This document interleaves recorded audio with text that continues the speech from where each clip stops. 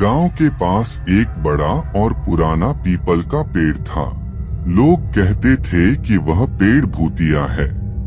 रात के समय वहां से गुजरने वाले कई लोग अजीब अजीब आवाजें सुनते थे। कोई भी उस पेड़ के पास रात में जाने की हिम्मत नहीं करता था। एक दिन रमेश नाम का युवक गांव में नया आया। उसे इन भूत प्रेत की कहानियों पर विश्वास नहीं था। उसने सोचा कि ये सब लोगों की बनाई हुई बातें हैं।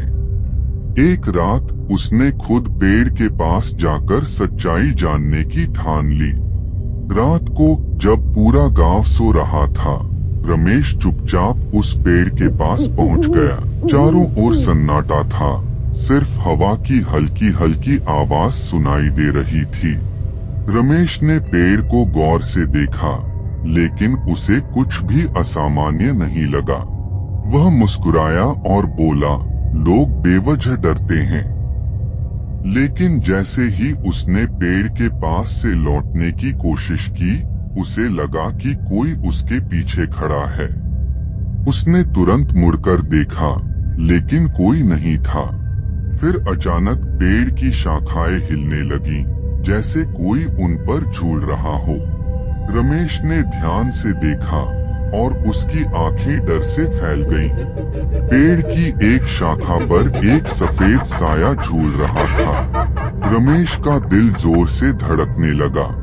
उसने खुद को समझाया कि यह उसकी आंखों का धोखा हो सकता है, लेकिन वह साया अब उसकी ओर बढ़ने लगा।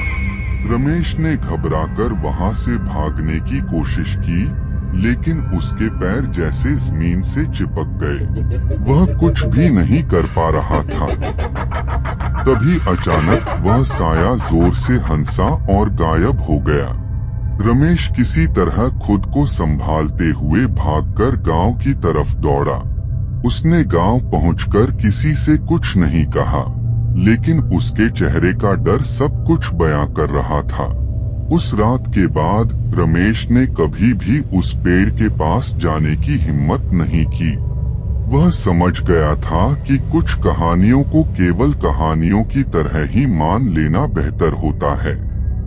गांव के लोग आज भी उस पेड़ से दूर ही रहते हैं, क्योंकि वहां जो कुछ भी है, वह उन्हें कभी अकेला नहीं छोड़ता।